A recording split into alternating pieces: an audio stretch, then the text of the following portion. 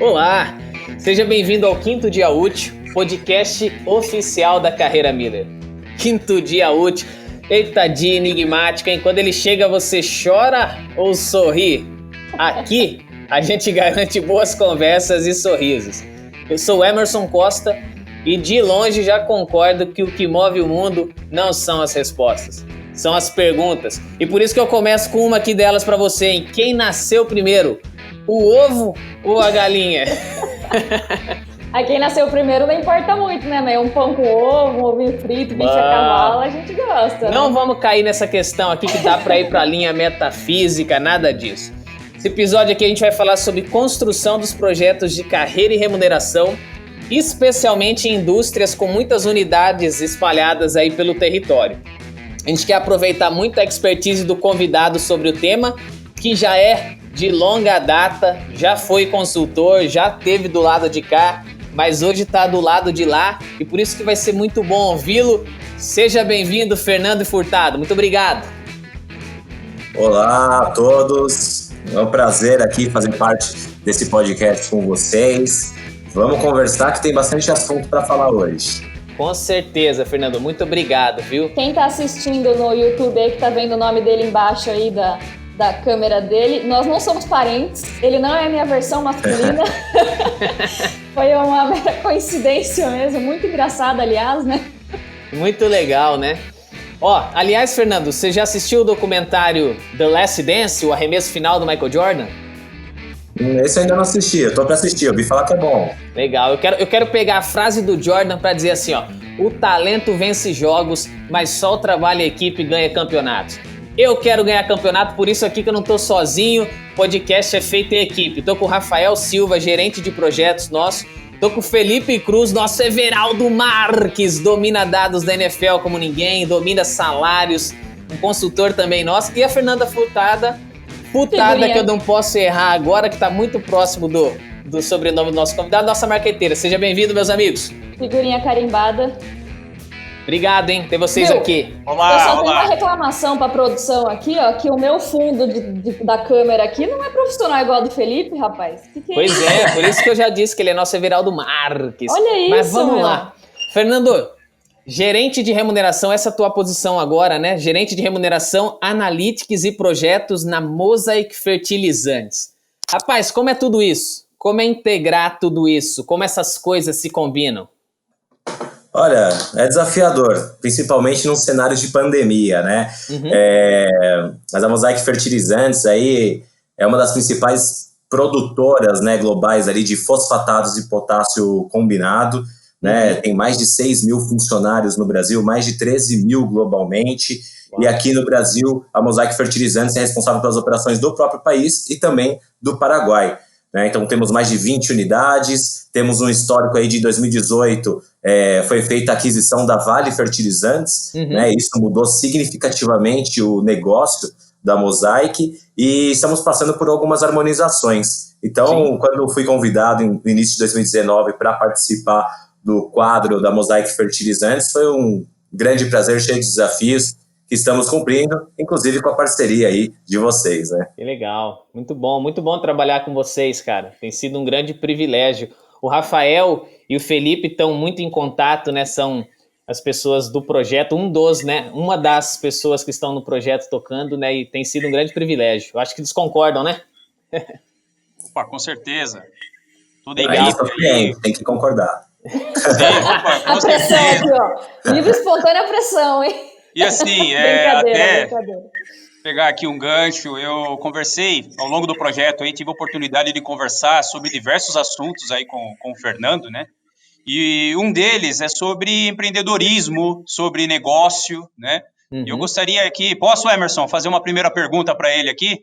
Uau, eu queria que ele falasse um pouquinho, né? A gente conversou bastante, mas a opinião dele aí sobre o entendimento sobre empreendedorismo, negócio, o trabalho e remuneração, né? Até para os profissionais que estão nos ouvindo, essa questão, o quão importante é isso.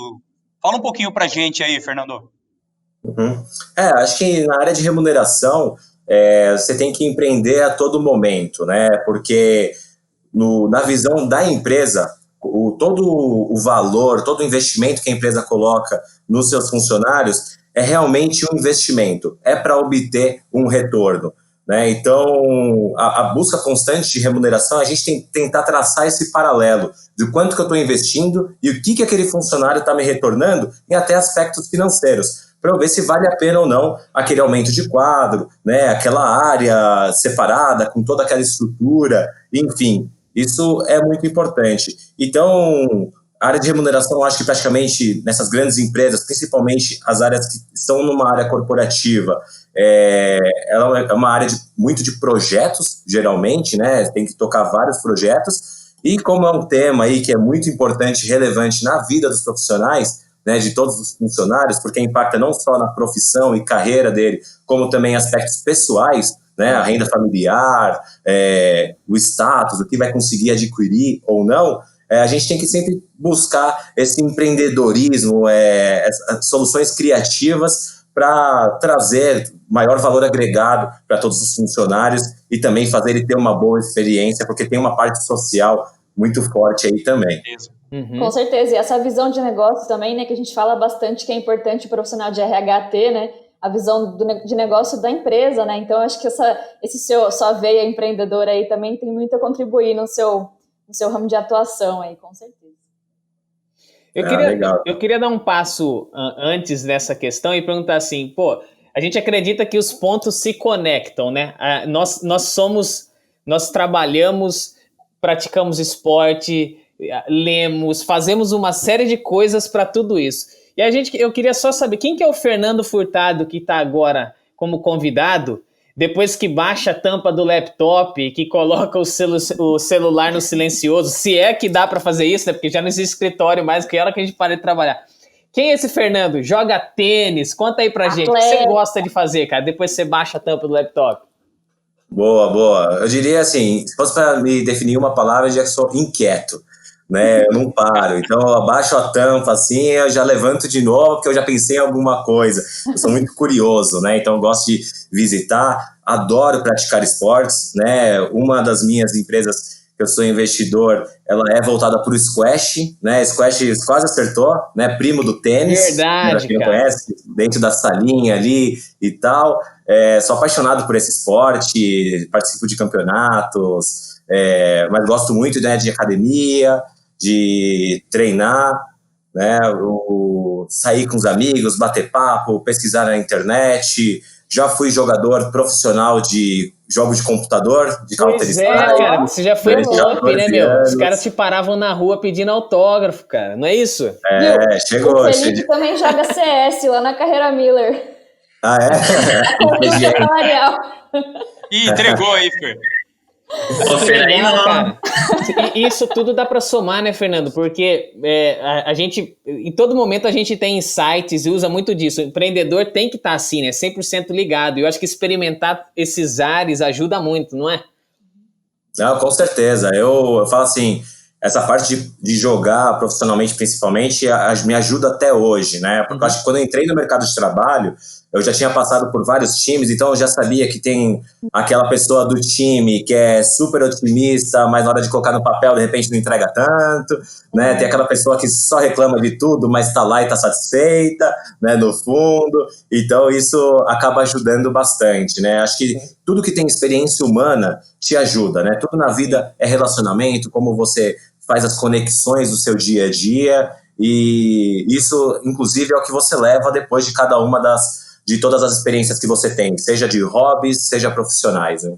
Com certeza, cara. Eu vou, nesse passo anterior, me fala um pouquinho da tua carreira, então, já entrando em aspectos, né?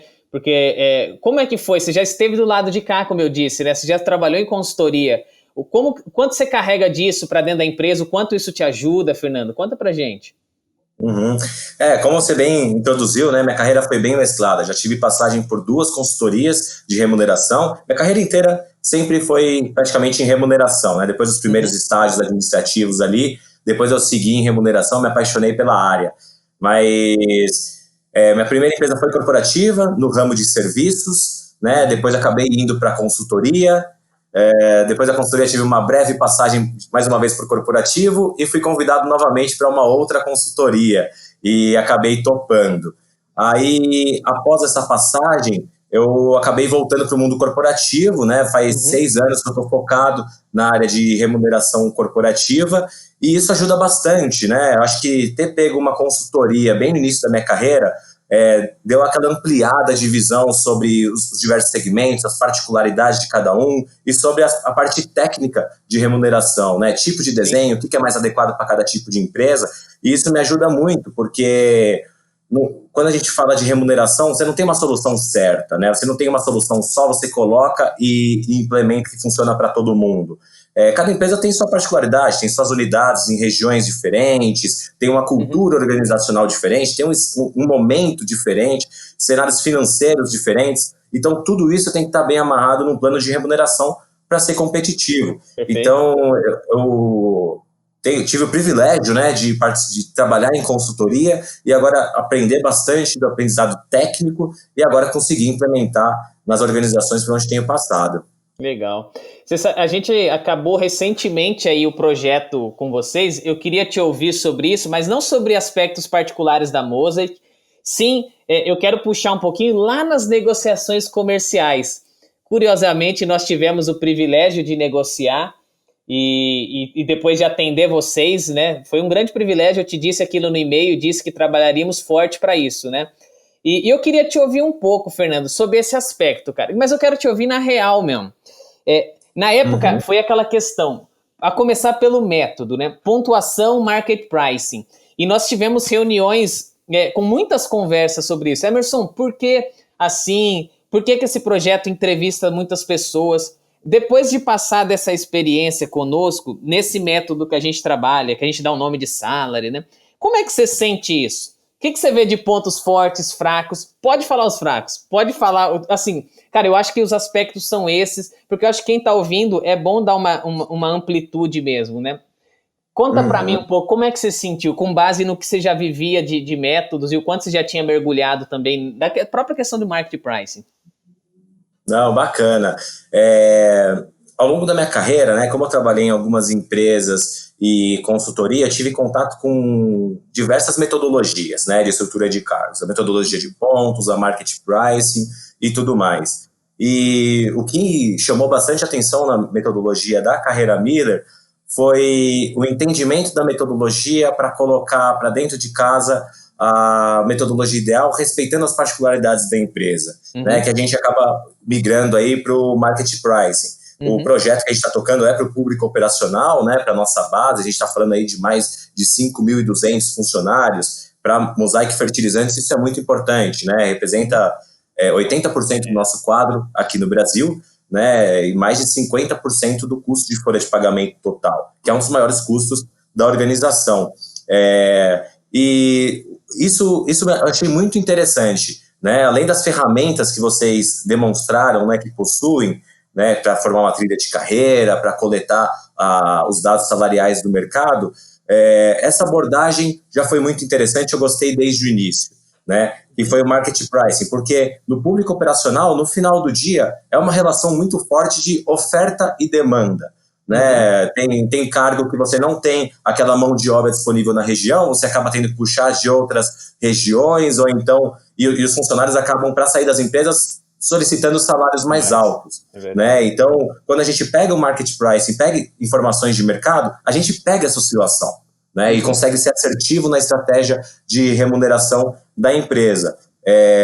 A avaliação de pontos, ela, lógico que vai considerar esses valores salariais também, só que ela é uma avaliação do escopo do cargo. E às vezes o escopo do cargo não se altera, mas o salário daquele cargo acaba se alterando por causa dessa relação de oferta e demanda. Então, esse tipo de entendimento é o que a gente precisava na Mosaic, né? É o que a gente acredita ainda que é o mais assertivo, e foi o demonstrado desde o início pela Carreira Miller. Por isso que você nos conquistou, né, Emerson? Desde o início. Legal, cara. Que legal. É muito bom ouvir isso. E na época era uma grande conversa. Você me chamou para uma primeira conversa e falou, cara, é uma população da nossa empresa que é considerável. E esse próprio olhar que você tem faz uma diferença, cara, porque a gente já se deparou com muitas empresas globais que olham para a operação e falam assim, bota no pacote aí de uma gestão global que tá tudo certo, né? Mas acho que o potencial de perda é muito grande, né? Você fala assim, cara, eu posso errar, refinar esse grade, eu refinar de acordo com oferta e demanda de cada região. Na prática, se você olha caso a caso, você fala, mixaria o número, mas quando a gente multiplica por esse percentual de 80, dá uma diferença muito grande, né? Acho que por isso que também é uma outra grande diferença. E você já tinha esse olhar.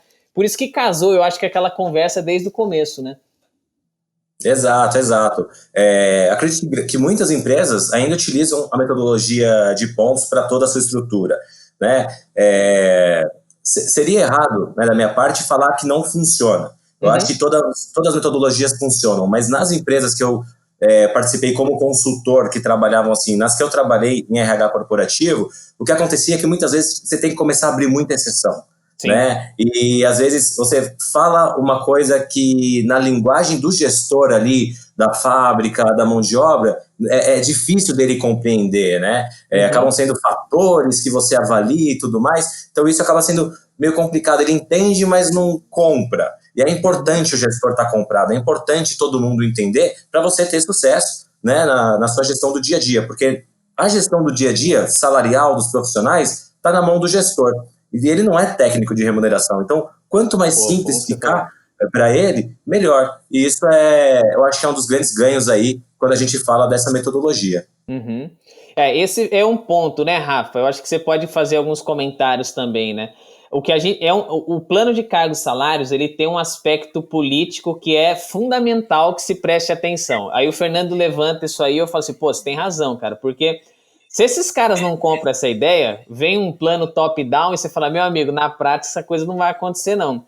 Mas da forma como a gente trabalha, a gente tenta prezar por isso, né, Rafa? Conta um pouco aí, como que é essa dinâmica também? Não, essa experiência aí com a equipe toda do Fernando foi muito, muito bacana, porque em todo momento eles procuraram amarrar essas informações, os métodos, junto com os líderes lá, com os gestores, né? Então, nós tivemos muita participação dos BPs, dos gestores, quer dizer, até nas etapas das aprovações, eram etapas que foram realmente bem consolidadas, né? E isso traz muita credibilidade para o trabalho, né? Porque o Fernando comentou aí um aspecto, né? Negócio, entender do negócio em si, economia. O outro é a questão técnica, quer dizer, qual é a melhor técnica, como o mercado trabalha na questão de oferta e demanda. E acredito que o outro ponto principal aí é entender como fazer a gestão das pessoas, né? Como eu realmente... Opa, voltei? Voltou, Rafa. Repete aí, por gentileza, pra gente. Voltou. Desafios da tecnologia. Tá legal. Até onde foi aí? Mas assim, eu estava falando dessa questão do entendimento de negócio, entendimento da técnica, quer dizer, as técnicas e aquilo que é mais aplicável no meu negócio, e também a gestão de pessoas. Quer dizer, essa gestão vai ser feita pela unidade, vai ser feita pelos gestores, e eles precisam comprar essa ideia. E eles precisam estar, assim, com aquele sentimento que fazem parte dessa formatação, né, desse plano, dessa política. E essa questão, Emerson, que você comentou também, sabemos que o plano tem toda essa complexidade, mas tem um aspecto político, né, a amarração das aprovações. E isso, a equipe aí do Fernando trabalhou muito bem, né, e acredito que chegamos no final desse trabalho, realmente com essas camadas de aprovações aí muito bem consolidadas. Fernando, e a sua opinião, cara? Exatamente, eu acho que ele é político, né? Tem essa raiz política, sim, porque, como eu disse, é um tema sensível para as pessoas, é um tema que ele precisa, na minha visão, ser desmistificado nas organizações. Muitas empresas têm medo de falar, têm receio de falar abertamente sobre salário, sobre estrutura, com gestão, porque acham que eles vão abrir isso, eles vão abrir várias perguntas, não vão concordar e tudo mais. Só que quando você envolve eles no processo de construção, eles entendem quais que são as premissas, por que tem aquelas premissas, qual que é a metodologia, quais são as possíveis metodologias, por que a empresa está escolhendo aquela, qual que é a estratégia de remuneração, né, e por que a empresa está escolhendo aquela, e eles estando envolvidos no processo, depois fica muito mais fácil você implementar, porque eles têm a segurança de que você olhou tudo. Né? O ponto que as empresas, que eu vejo muitas empresas fazerem é o quê? Elas não conversam sobre salários com os seus gestores, com os seus funcionários, e fazem aquela implementação top-down. Olha, essas são as regras, você vai fazer a gestão assim. E quando chega no dia a dia, ele fica naquela insegurança, tipo, não sei se essa é a melhor forma, porque eu tenho um caso aqui, não sei o que, blá, blá, blá. Aí ele vai lá e joga para um caso. Quando você explica o processo, ele tem a visão do todo. E isso é muito rico, porque ele fala assim, eu entendo o porquê, e eu entendo qual que é o meu papel de encaixar os meus funcionários dentro disso, porque eu entendo a razão das ações. E também, sem esquecer, né, de uma parte política, que na Mosaic Fertilizantes é muito forte, né? A Mosaic Fertilizantes tem uma cultura de ter muita ética, de respeitar toda a questão de legislação trabalhista e ter um ótimo relacionamento com os stakeholders. Então tem a parte política com os sindicatos, né? São parceiros fundamentais num processo, né? Eles têm uma força, né, de comunicar a voz dos funcionários, né, muito importante, que é importante para a empresa saber ouvir também. Então é importante também ter esse lado político, não só com todos os gestores, mas inclusive com as partes sindicais. É muito legal você comentar isso, porque... Desculpa, Fê. Não, eu já vou passar para você, mas só para não perder a deixa, quando você falou isso, eu pensei muito no... A gente lida muito com a palavra influencers em rede social, né? A gente fala assim, o youtuber influencer, o fulano influencer, e quando a gente se depara com um plano desse tamanho, a gente precisa contar também com gestores e pessoas que vão ser também influencers da estratégia do negócio, né? Do que a gente vai adotar como estratégia ali. Então, quando você também cuida dessa parte da política, né, tem esse cuidado de envolver mais pessoas e também é estratégico você pensar que essas mesmas pessoas serão influenciadores do seu projeto e elas vão embasar também, repassar o conhecimento de forma mais assertiva e também mais significativa para o profissional e para a empresa, né? Então, acho que tem que ter essa visão de que os influenciadores também estão nas empresas e você precisa refinar um pouquinho o olhar para isso, né? Agora, Felipe, desculpa ter te cortado. Não, imagina. Eu só queria falar que eu achei muito legal como foi conduzido esse projeto. Vocês deram um nome para o projeto, envolveram a todo momento todas as unidades. A gente vê, e é muito comum, o corporativo querer decidir o futuro de uma unidade X, Y, e nunca foi para essa unidade, não sabe como funciona, não conhece o mercado que ela está. Vocês tomaram cuidado na seleção das empresas para fazer parte da sua pesquisa. Em cada mercado, cada unidade colaborou com alguns nomes, validou esses nomes, nas reuniões de matching, nas reuniões de apresentação, vocês sempre envolveram essas unidades. Então foi muito bacana, foi muito legal, com certeza vai facilitar muito na hora de implementação desse plano, já que todos participaram. E é isso, sempre como recomendação para as empresas, quando o corporativo quer decidir alguma coisa, conheça o que você está decidindo, entenda a unidade. Senão, além de você não conseguir implementar, gera um ruído na unidade, uma reclamação muito grande. E às vezes você não tem nem ideia do que a sua decisão no escritório com ar-condicionado está gerando na fábrica do pessoal que está sofrendo lá. E só chegam as notícias ruins, né, para o corporativo, assim, que fazem mais barulho, que vão repercutindo.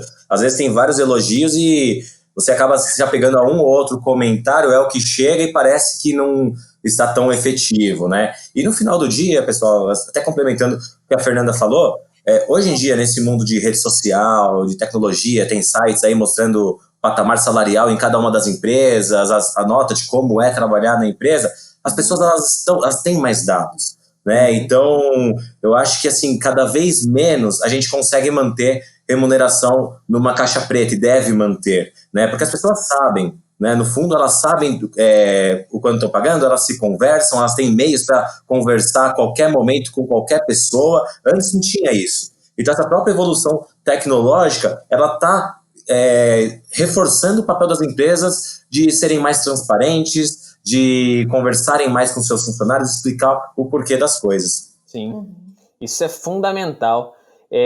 Deixa eu até aproveitar um gancho aqui, e eu queria ouvir um pouquinho de você, Fernando. Opa, até passei minha mão aqui pela frente da câmera.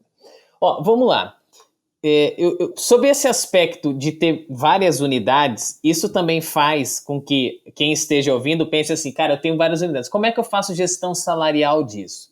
Aí eu primeiro quero fazer uma pergunta do que você pensa sobre o futuro, e depois a gente volta para a prática e questão. E aí eu quero envolver o Felipe também.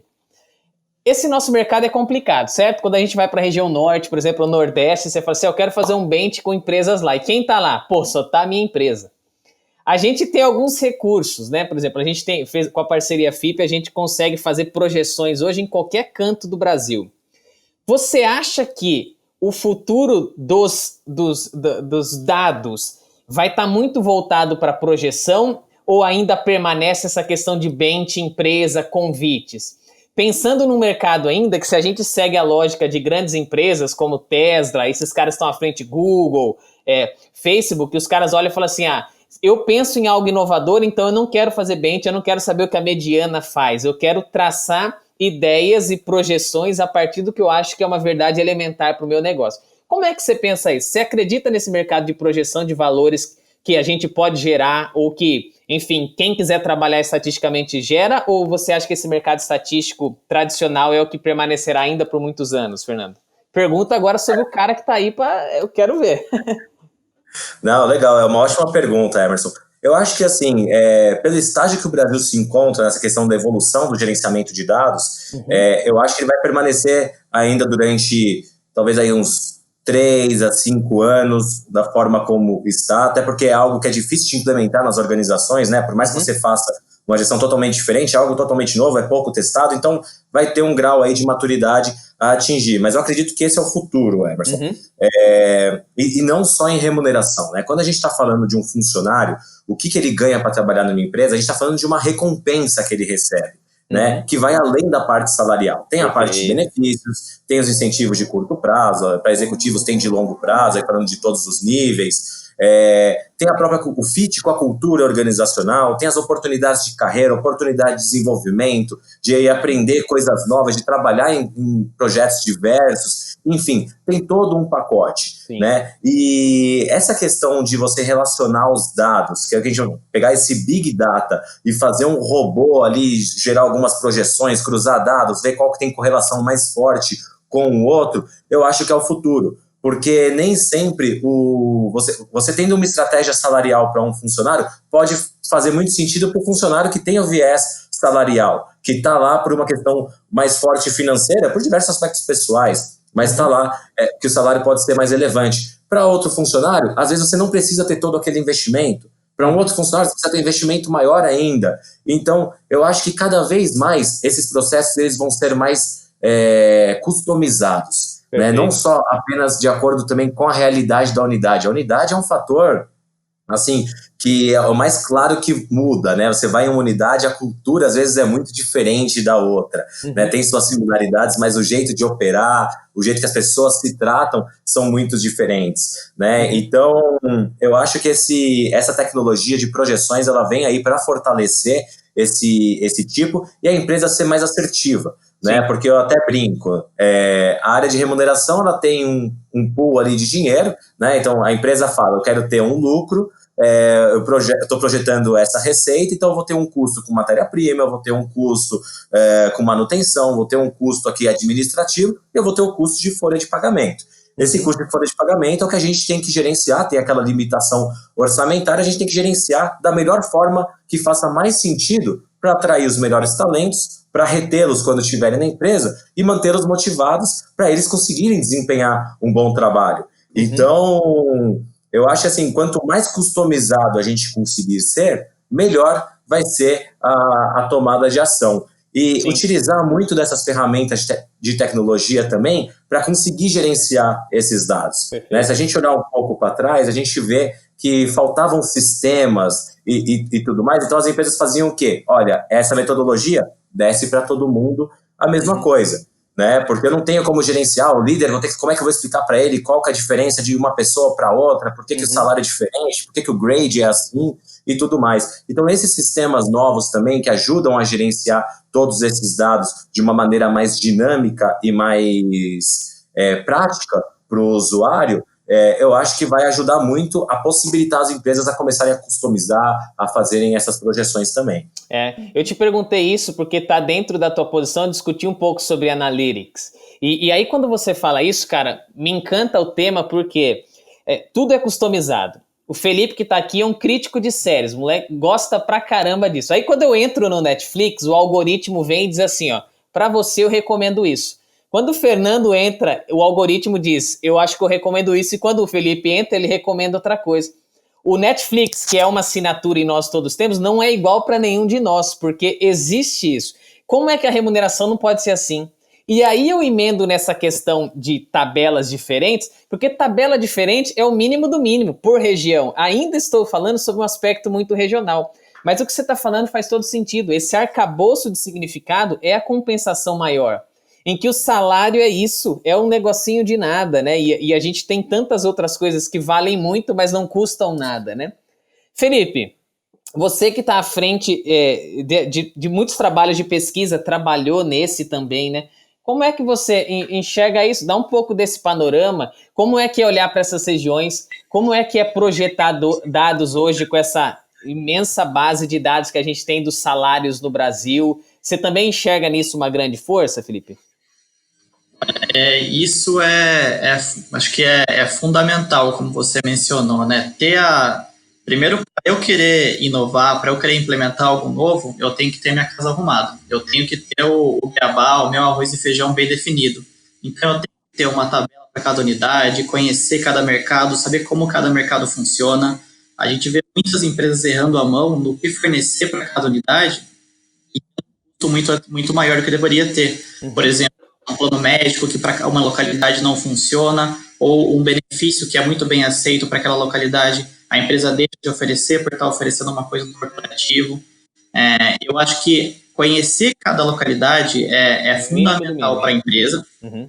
E a questão de analytics, de remuneração de risco, eu acho que eu concordo com o Fernando, isso aí vai demorar um pouco ainda, porque os sindicatos vão muito na linha da proteção do emprego, né? Então, sempre quando você fala de uma remuneração por risco, mesmo que até um PLR variável, o sindicato já sobe o cabelo em pé e fala, não, eu quero aqui um fixo, eu quero garantido.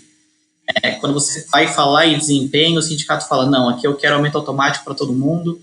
Então, a nossa própria cultura é muito paternalista, né? Muito de proteção ao emprego.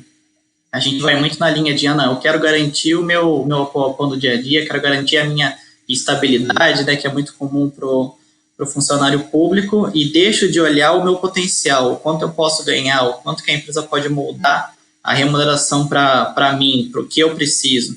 A gente vê empresas que já chegaram a implementar benefícios flexíveis e tiveram reclamações trabalhistas, avaliações de desempenho, tiveram reclamações trabalhistas, programas de mérito, enfim, e isso é sempre um desafio, né? Você conseguir explicar agora para o seu grupo de funcionários, que a reforma trabalhista vem muito nessa linha, e convencê-los que o que a empresa está fazendo é bom para todo mundo, não é o patrão que quer ganhar vantagem em cima do funcionário, que sempre acha qualquer modificação, não, o patrão quer tirar vantagem, o chefe quer tirar vantagem, não.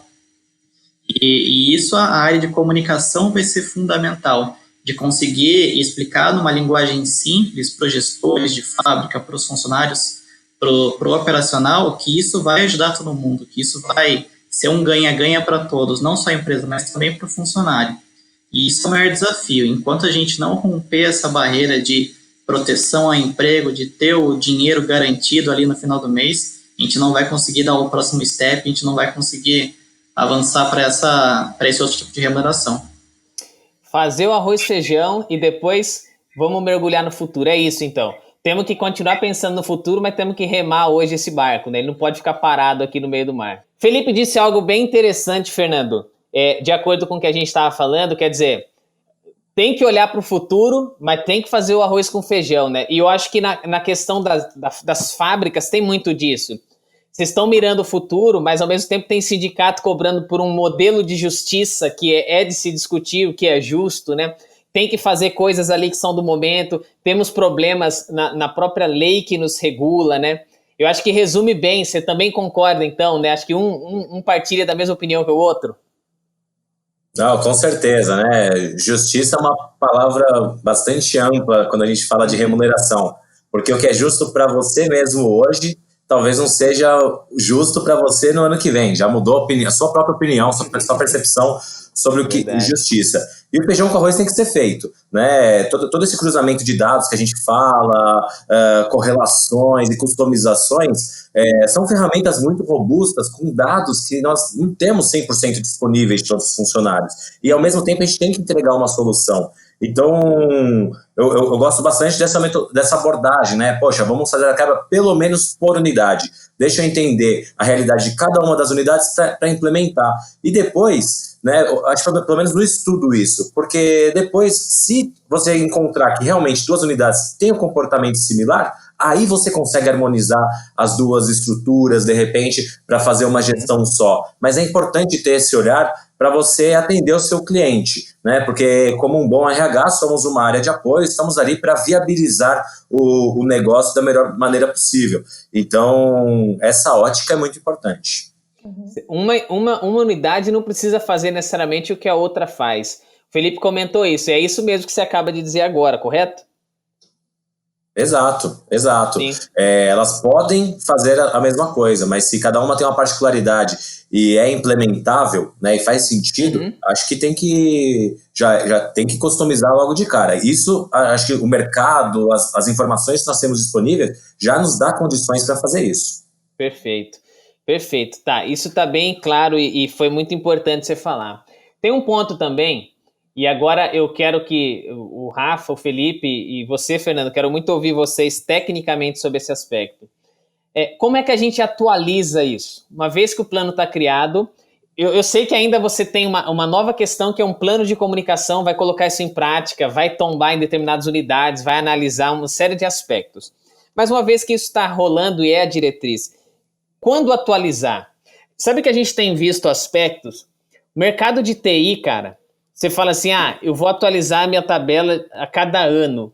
Chega a ser até um pouco estranho e ridículo, porque é um mercado que sofre uma influência tão grande desse mercado especulativo, né, de oferta e demanda, que você tem... eu conheço determinada linguagem e tem uma oferta baixa nesse momento com a demanda altíssima de projetos. Faz com que os valores subam e isso acontece assim dentro de um semestre, cara. E aí a gente fala assim, tradicionalmente, a gente diz, para uma indústria, nos modelos mais tradicionais, 1 ano é um tempo que fala assim, considerável para um país como o nosso, com inflação que não é das mais controladas. A gente sabe que a gente tem um descontrole. Como é que você pensa esse tema? Como é que você vê essa questão de atualizações, a importância disso e o tempo? Eu quero também te ouvir, porque às vezes você tem algo diferente e eu acho que é valioso também contribuir, cara. Eu acho que o maior período que você pode ficar sem revisitar, eu acho que é 1 ano, né? Passando disso para qualquer segmento, eu já acho que acaba ficando um pouco complicado. E assim, quando a gente fala de atualização, estou falando da atualização dos valores de remuneração que você vai praticar, não necessariamente do seu esqueleto da estrutura. Perfeito. Esse talvez possa ser um período um pouco maior, né? Até porque você tem que testar, tem que colher os resultados, tem que analisar o seu turnover, entender se o motivo foi remuneração, e aí você vai fazendo os ajustes na sua estrutura e no seu desenho de políticas de remuneração. Mas concordo contigo, né? Tem alguns segmentos, inclusive esses que estão em alta, com bastante demanda de capital humano e até uma baixa oferta por serem temas novos. Esses aí o olhar já tem que ser um pouco mais direcionado, né? Porque essas próprias empresas, elas acabam criando as exceções. Às vezes você tem lá um patamar salarial que você vai buscar um funcionário, só que para você buscar um funcionário competente, depois de uma vasta busca no mercado, você fala assim, olha, eu vou ter que pegar aquela pessoa e pagar mais por isso. E isso acontece em todas as empresas do setor, né? Então, como por exemplo, tecnologia. Então, esse salário ele acaba sendo muito inflacionado, assim como depois pode ter o efeito reverso, né? As pessoas começam a criam-se os cursos das faculdades, os cursos de capacitação, as pessoas aprendem aquele tema, começa a ter uma oferta de mão de obra, de capital humano no mercado, e o salário ele começa a reduzir, porque tem muita gente procurando aquele emprego, então acabam aceitando salários menores. Concordo contigo, assim, a inflação no Brasil é uma novidade a cada ano, né? A gente sempre vê as previsões, não só da inflação, mas como do PIB, né? Vai ser tanto, aí muda a perspectiva, e até chegar em uma outra no final do ano, mas agora nós estamos vivendo, aí, acho que nos últimos anos, tem um fator que impacta muito em remuneração, que esse, infelizmente, tem se mantido constante, que é uma taxa de desemprego muito alta. Então, recentemente, né, embora a inflação tenha tido certas variações, a taxa de desemprego tem sido alta e isso tem impactado nos salários, né, o que eu tenho visto nas pesquisas, inclusive reduzindo os salários para algumas posições, o que acaba criando ali uma grande discussão dentro das empresas, né? Porque agora eu já estou pagando a mais do que o mercado. né? Porque quando as pessoas têm muita gente procurando emprego, elas acabam aceitando salários menores. Né? Isso acontece, inclusive, para algumas áreas, né, bem específicas. Mas quando a gente olha para o mercado nacional, 13% de inflação, vamos ver pós-pandemia a quanto que vai esse índice, isso acaba ficando muito claro, né? Eu queria ouvir o Felipe também nesse aspecto, Felipe, principalmente você está com a base. A gente atualiza a nossa base semestralmente para conseguir dar suporte para as empresas nessas atualizações anuais. Mas você vê esse futuro de projeção que a gente já está trabalhando, a gente tem que falar em atualizações mensais, Felipe? Como é que está a dinâmica e expectativa e coisas que vocês têm investido em pesquisa? Como o Fernando falou, né? A partir do momento que você tem uma estrutura de cargos bem definida, aí você começa uma estrutura salarial bem definida, um plano, aí você começa a atualizar só os valores, só a sua tabela. Uhum. Aí como atualizar isso, né? Tem muitas empresas que têm como política atualizar a cada 2 anos, e isso usualmente gera um desconforto enorme no momento de atualizar. Acontece muita coisa em 2 anos que você deixou de olhar, e depois o trabalho para você arrumar isso, para você corrigir isso, perfeito, é muito maior do que se você tivesse atualizado anualmente. Uhum. Aqui é o padrão, 1 ano. Agora, o ideal é a gente sempre olhar para o mercado. O que as empresas fazem 1 ano é pela também até tempo hábil e mão de obra para você trabalhar nisso, né? O tamanho da sua equipe de remuneração para você olhar constantemente para o mercado é um fator importante aqui. Sim. A empresa que aplica o acordo coletivo, sabendo que é errado, mas porque não tem mão de obra para ficar lá analisando o mercado, analisando cargos. Agora, do jeito que o mercado está funcionando hoje, esse olhar para a tabulação de hoje, que a gente está finalizando o processamento, me deixa muito curioso para saber como que o mercado vai reagir com relação à crise. Tá? Talvez não tanto no primeiro semestre agora, porque os funcionários estão voltando da suspensão do contrato de trabalho agora, mas a partir do segundo semestre, como que vai funcionar o layoff, como que as empresas vão se comportar com relação a isso. As empresas vão correr o risco de pagar menos, porque ela pode pagar menos e no momento de alta perder o profissional, ou elas vão manter a sua estratégia e pagar conforme sua tabela. Assim, isso é uma incerteza. O que a gente tinha de incerteza no ano passado era a área de TI, que estava, por mais que seja uma área, né, estava mudando o mercado de remuneração, estava fazendo o profissional de remuneração criar novos cargos que nunca tinha visto, nunca tinha ouvido falar, criar novas posições, mudar a estratégia, mudar a metodologia com que trabalha com essas posições. E agora a gente tem um outro desafio, que é a pandemia. Uhum. O olhar para o mercado, se você conseguir olhar a cada 6 meses, o mais preciso vai ser a sua estratégia, a sua política, tá? A nossa pesquisa até busca no futuro trazer atualizações mensais para o mensal o cara poder ver como que tá o cargo no mercado. Uhum. Agora, para fazer qualquer alteração na política de estratégia da empresa, a gente sempre recomenda o tal do esperar, né? Nunca vá na onda do mercado num primeiro momento. Nunca altere sua estratégia no primeiro impulso, só porque todo mundo está mudando. Espere, aguarde, veja como o mercado se comporta quando tudo acalmar. Aí sim você dá o passo de alterar a sua política. Entendi. Você não é todo mundo, já dizia sua mãe. Já dizia sua mãe. Nessa linha também, colocando essa questão até que o Fernando comentou, o Felipe, eu acredito que também é um momento muito importante para fazer esse monitoramento das práticas e das melhores práticas e daquilo que o mercado está se transformando também. Né? Eu vejo que tem uma parte mais técnica de atualização, que é os valores, os benefícios, essas questões, mas algo mais assim flexível, entender esses motivadores, principalmente regionalmente, essas questões eu acho que estarão mais à tona após essa mudança que nós estamos presenciando agora. Né? Eu acredito que até esse mercado de TI que o Felipe comentou, a gente vê um mercado de engenharia também que vem há um tempo já, em algumas áreas específicas, tendo aí uma demanda, uma oferta muito grande, né? Então, eu vejo que também é muito importante entender essa questão do que motiva na questão de remuneração, dependendo do nível do cargo, o que motiva, o que vai inspirar, né? Aquilo que a empresa precisa trabalhar para poder atrair e reter os profissionais, né? Então, existe uma questão técnica aí dos valores, isso é muito, muito importante, mas também existe uma parte aí que a gente chama aí dos intangíveis, né, da parte que é um pouco mais do comportamento, daquilo que pode atrair uma qualidade de vida, né, uma cultura da empresa.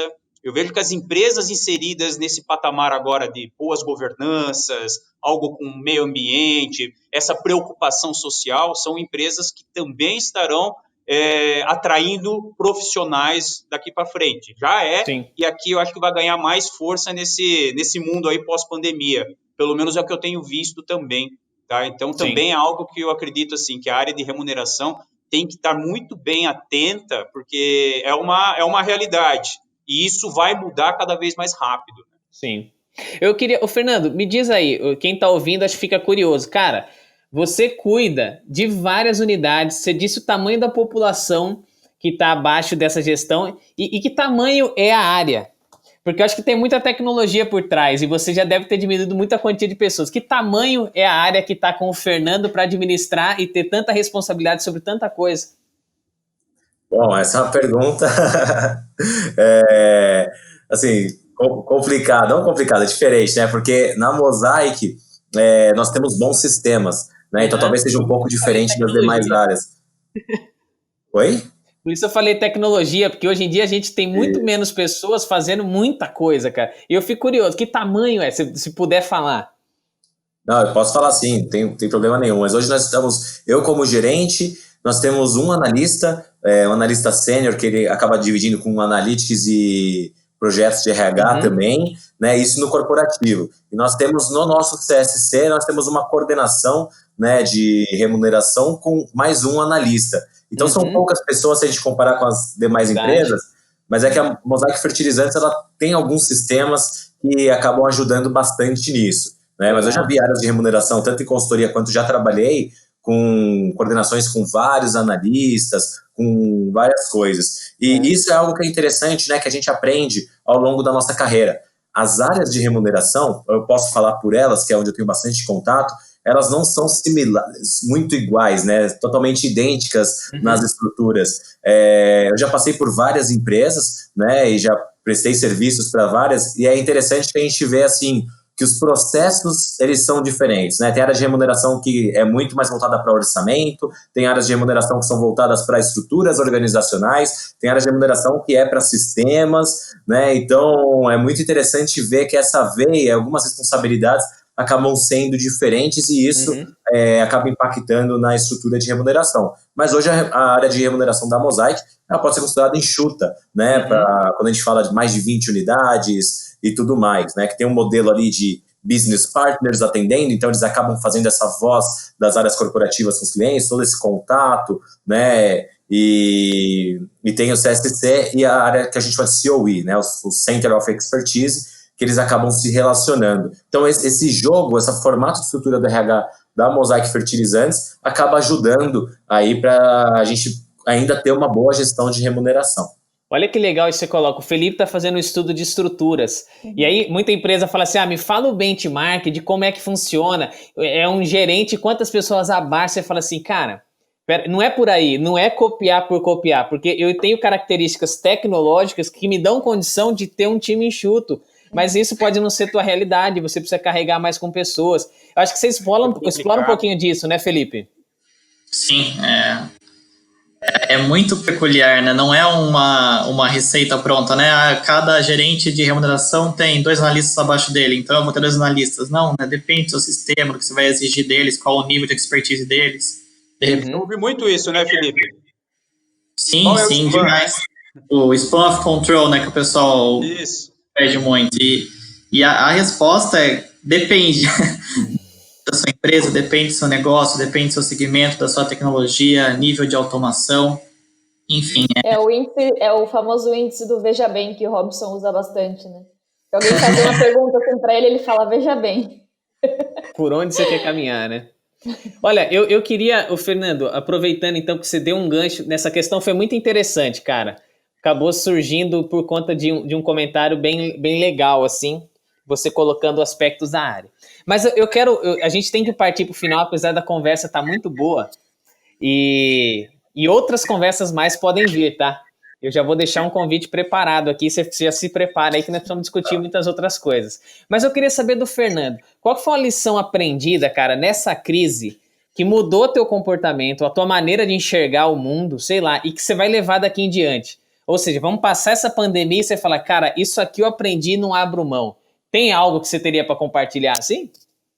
Tem um que eu falei assim, nossa, é algo que assim, é até gostoso de você certificar, né? Embora o momento seja difícil, a gente tem que tentar extrair o que é legal, que é como as pessoas são adaptáveis, né? No início, muitas empresas migraram para o modelo 100% home office. E tinha um montão de empresas que estavam implantando home office aos poucos, não sabia como é que ia ser cultura, se as pessoas iam se adaptar, se ia dar certo ou não. Aí, de repente, veio a pandemia e forçou as empresas a trabalhar praticamente 100% do tempo home office, né? Muitas estão ainda. E as pessoas, assim, falam assim, poxa, será que vai dar certo em home office? Mas, gente, olhando para trás agora, não tinha como não dar certo. As pessoas, elas tinham que aprender a trabalhar de home office, porque esse é um novo modelo de trabalho na pandemia, né? Pelo menos. E assim, ou você aprende, ou você não é um profissional capaz. Né? Você vai ter um desempenho abaixo, e ninguém quer ter um desempenho abaixo. Então, assim, a pessoa ela aprende e se adapta. Então, qual correlação que eu faço com isso?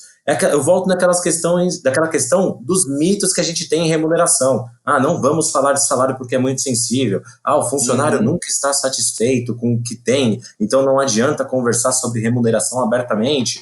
Ninguém sabe o salário do outro. Ninguém sabe o salário do outro, né? Então, assim, eu acho que esses temas, a gente, olha o home office, né? Você acreditaria que cada um trabalhando da sua casa ia ter uma empresa de 20 mil funcionários, 10 mil funcionários, todo mundo trabalhando e dando resultado, dando o mesmo resultado presencialmente? Você fala assim, jamais, isso não vai dar certo, sem alguém lá olhando, não vai dar certo. E a mesma coisa, às vezes, para remuneração, né? Eu acho que as pessoas têm acesso a mais informações, elas... Se não tem, elas sabem onde buscar isso de uma forma muito rápida, muito dinâmica. Então, é o que eu falo, vamos tentar desmistificar, vamos conversar mais abertamente, vamos humanizar o processo salarial. Tá? Hoje falta um pouco de humanização, eu acho, nas empresas. E conversar, né? Converse com seus gestores, converse com seu público, faça pesquisas internas, pegue percepções para você fazer os seus desenhos e depois explique o porquê que você estava fazendo isso, o que você analisou, o que dava para fazer. As pessoas, elas entendem, né? Vai ter quem reclamar? Vai. Só que assim, eu acho que quanto mais transparente você for, né, e se você for desenvolvendo, as pessoas vão ganhando confiança e vão ficando cada vez mais motivadas. Você me toca num ponto que então não poderia deixar passar. É um processo educacional. Você vem falando isso ao longo dessa conversa, que é assim, eu preciso te mostrar a razão. E quando a gente faz isso, é diferente de falar, faz assim, cara. Tá aí, faz assim. E aí a Fernanda deve estar cutucando ali do lado, dizendo assim, então eu preciso perguntar, todo esse processo, cara, ele é muito cuidadoso. Fer, faz a pergunta, acho que sobre comunicação... Não, é porque o Fernando tocou ao longo dessa conversa em vários assuntos assim importantes, a questão de justiça, lidar com os diferentes públicos em unidades diferentes, né? Então, todas essas coisas que você acabou mencionando, assim, acho que elas conversam muito bem quando a gente pensa na comunicação de um projeto como esse, né? Na magnitude de um projeto como a Mosaic Fertilizantes tocou, né, recentemente, como que você trabalha, como é que você vê a importância de comunicar isso, como que você acha que isso pode ser mais efetivo? Eu queria que você desse aí a sua opinião, para também as empresas, o pessoal que está ouvindo aí o nosso podcast também possa, de repente, se identificar, ou então alguém que se depara com esse mesmo desafio, né, porque é um baita desafio. Como é que você comunica salário, carreira, desse jeito, sem cair na mesma conversa, na mesmice dos tabus e do não sei o que a gente já falou um pouquinho, né? Como é que a gente pode transformar isso numa ferramenta valiosa para o RH e pensando em rentabilidade também, né? Porque a comunicação é aquilo que vai botar o projeto rodando e vai justificar o investimento, enfim. Quer perder o projeto, se você estragar a comunicação, você perde todo o projeto técnico que a gente já falou um pouquinho antes, né? Como é que você vê essa situação? Exato. Eu vejo ela como primordial, Fernanda. A comunicação, ela é a venda de tudo aquilo que você construiu. Você ter uma comunicação você não ter uma comunicação efetiva no seu projeto, na sua proposta de valor em questão de remuneração, e não só de remuneração, mas aquela recompensa total que a gente comunicou, você não ter uma boa comunicação sobre isso é a mesma coisa do que você ter o melhor produto na prateleira e não ter uma área de marketing. Os clientes chegam lá, eles não conseguem perceber o valor daquilo, o que aquilo faz, você não vende, então as pessoas acabam não comprando aquela ideia, né? E a comunicação, assim, eu acho que também não tem receita de bolo, vai muito da cultura da empresa, como que as pessoas falam, como que os gestores estão preparados para isso, porque tem empresa que tem uma geração mais informal, né, que está mais acostumada a falar sobre isso flui bem. Mas tem empresa que não tem, né, tem uma geração que não gosta de falar disso. Então você tem que tomar cuidado quando instruir essas pessoas a falarem, você tem que ter um cuidado maior, né. Na Mosaic Fertilizantes, a gente tem pessoas certificadas em Change Management, né, que eles cuidam especificamente disso. Então, assim, para olhar qual que é o impacto desse projeto nas pessoas e como que a gente vai trabalhar a comunicação do projeto. Inclusive, foi uma das decisões que a gente tomou, né? Acho que esse projeto nosso aí teve um delayzinho no cronograma original, porque nós resolvemos fazer uma validação com mais de 60 gestores sobre todos os cargos, se estava fazendo sentido a parte de cargo antes mesmo de ir para a parte salarial. Então, assim, porque isso faz sentido para a Mosaic, né? Dessa questão de aquisição de 2018, a cultura que tem ainda alguns gestores que eram da empresa antiga, com a cultura nova, isso tudo vai permeando. Mas é essencial você ter essa comunicação. E eu acho que também varia de empresa para empresa. O que eu acho que é muito importante, isso serve para qualquer empresa, é a transparência. Né? Não tente esconder alguma coisa, falar de um jeitinho que na verdade dá uma entonação diferente do que realmente é, porque eu entendo assim, toda a área de remuneração, todo RH está bem intencionado ao fazer suas práticas, né? Concordo com vocês, não tem, igual a Rafa falou, não tem o patrão quer pagar menos e pronto, esse tipo de coisa não existe, né? Nas empresas bem estruturadas e bem consolidadas não existe, então está todo mundo lá tentando fazer o melhor e bem intencionado, então comunica, né, converse com as pessoas para você fazer algo que faça sentido, né, vamos perder um pouco desse medo, se permitir errar também, né, para aprender rapidamente com o erro. Eu acho que esses são os fatores muito importantes aí, e a comunicação é a venda de tudo, né, eu já trabalhei em empresas, eu tive uma empresa que eu trabalhei e ela adquiriu uma empresa que não tinha, era 100% mix em remuneração fixa, não tinha nenhum benefício, nenhum PPR e nem nada. E tinha uma unidade na mesma região, né? Na região antiga da empresa, o salário de entrada era, sei lá, R$ 1.400. E nessa outra unidade era 1.900. Só que essa de 1.400 tinha benefícios, tinha PPR e tudo mais. Historicamente, vários funcionários dessa empresa queriam ir para a de 1.900. Só que quando foi feita a aquisição, a gente falou assim, poxa, mas deixa eu colocar aqui no papel, quantificar em valor o seu PPR, quanto que ele impacta no mês, sua assistência médica, a refeição que a gente concede, o transporte e tudo mais. Esse pacote de 1.400 virava 2.500 na percepção do funcionário. Só de falar isso para os colaboradores, eles falaram assim, opa, não quero ir mais para lá enquanto não ajustar nesse novo modelo. E mudou a percepção. Sim. Então, assim, invista em treinamentos, invista em comunicação com a sua equipe, né? Porque a gente investe muito no projeto, nas técnicas, nos sistemas, mas se a pessoa não enxergar valor, né, essa parte comercial do RH é importante para o RH ter sucesso, né? Que é a parte de você mostrar o valor que você está entregando. Se as pessoas conseguirem enxergar isso, você vai sair na frente do mercado, porque boa parte das empresas do mercado não conseguem transmitir tudo isso. Uhum. Então, eu acho que é aí uma fórmula, né, uma dica aí para as empresas trabalharem nisso, né? Tentem quantificar, tentem passar o que representa a recompensa para os colaboradores. Isso é muito importante. Uau! Diga, fazer uma pergunta? Sim. Deixa eu fazer uma pergunta, já que você comentou sobre dica, e com essa sua experiência também, falando em muitos ouvintes aqui, eles são da área de remuneração, qual é a dica ou qual talvez é a orientação para o profissional que está se formando hoje na linha da carreira de remuneração, na trilha de remuneração? O que ele deve buscar, talvez as competências, o que você sugeriria aí né, por toda a sua experiência, para esse profissional realmente estar aí trabalhando numa trilha bem legal na área de remuneração. Uhum. Não, bacana. Acho que assim, estude bastante, né? A área de remuneração, ela é técnica, ela tem metodologias diferentes, né? Tem metodologia para você fazer uma remuneração variável de vendas, um incentivo de longo prazo em ações, para você ter o market pricing, tem a avaliação de cargos. A avaliação de cargos tem diversas metodologias disponíveis aí no mercado. Então estude, entenda elas, e o principal, escute os seus clientes, né? Seja parceiro de negócio, não seja uma área de suporte que se isola como RH e fala assim, eu sou RH, vou fazer o que o RH tem que fazer. Esteja presente com os seus clientes e ouça os seus clientes, porque no final do dia, como eu comentei anteriormente, né, o gestor que faz a gestão dos funcionários no dia a dia, ele que mostra tudo que o RH está fazendo, né, ele é o porta-voz da empresa, ele é um grande influenciador. Então,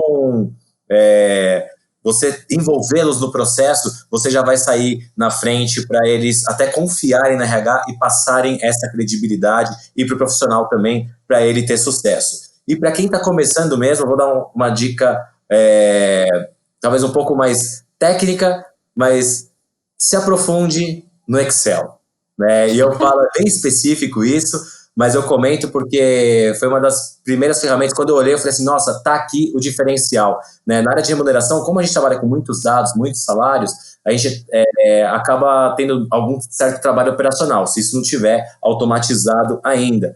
Então, se você quer ser um profissional diferenciado, quanto mais rápido você fizer essa operacionalização dos dados, mais tempo você vai ter para fazer as análises e entregar mais valor. Então, eu olhando para trás, assim, desde quando eu era estagiário, eu lembro que falei assim, olha, Excel, seja expert nisso, não precisa saber programar, VBA, macros e tudo mais, mas pelo menos as fórmulas mais complexas, isso é muito importante e é uma competência do profissional de remuneração, que embora RH seja uma área de humanas, remuneração é um pouco mais voltada para exatas, né? Bastante números que a gente lida no dia a dia. Então esse gerenciamento, é bom você sair na frente nesse gerenciamento de base de dados. Que é isso, hein? Barba, cabelo e bigode. Fernando, pô, mandou muito bem, gostei muito dessa conversa, eu espero que quem está ouvindo também, com essa cerejinha do bolo, com a dica final. Aí eu sempre gosto dessas perguntas, deixa a última. Não te fiz uma pergunta que você gostaria que eu tivesse feito? Não, olha, eu tava até pensando assim, que tipo de pergunta ia vir, mas eu acho que essa parte aí da transparência da comunicação é um gancho que eu acho que é o primordial, né? Esse eu falei assim, eu não posso falar de remuneração num podcast com a Carreira Miller sem mencionar esse ponto, né? É um dos principais. Então, vamos ter coragem, né, para conversar com nossos gestores, para explicar, vamos investir na comunicação, porque isso é o que vai mudar a área de remuneração, o RH, a vida das pessoas de patamar, né? No final do dia, quando a gente fala de salários, tem muita coisa técnica, mas a gente quer o quê? Criar valor para o funcionário. A gente quer que ele chegue em casa e comunique para a família, né, para a esposa, para o marido, para os filhos, olha, recebi um aumento salarial, vamos conseguir comprar aquela casa, vamos conseguir fazer aquela viagem, vamos realizar os nossos sonhos. Eu vejo que a área de remuneração está aí para viabilizar o sonho das pessoas. É um propósito que eu tenho de carreira, né, por isso que eu sou apaixonado pela área de remuneração e é por isso que eu acordo todo dia para trabalhar. Um apaixonado por remuneração. Parabéns, Fernando. Obrigado, viu? Obrigado mesmo pelas palavras. Foi muito bom falar contigo. Espero que todos vocês que estão nos ouvindo também tenham curtido esse bate-papo com o Fernando. Ele vai voltar aqui de novo, pode se preparar e a gente vai tratar um esquema, especialmente essa questão justiça e educação, e tá muito dentro dessa linha de transparência. Se prepara aí que vai ter um bate-papo só para isso. Felipe, Rafa, Fer, muito obrigado. Fernando, muito obrigado mais uma vez. Obrigada, Fernando. Você que está nos vendo aí pelo YouTube, se inscreve no canal, curte aí esse vídeo, né? Coloca o sininho para receber os outros. Se você está nas plataformas aí de streaming de áudio, dá para curtir também e seguir o canal. Obrigado pela participação. Até mais. Tchau, obrigada. Até mais, pessoal. Muito obrigado. Até mais, gente.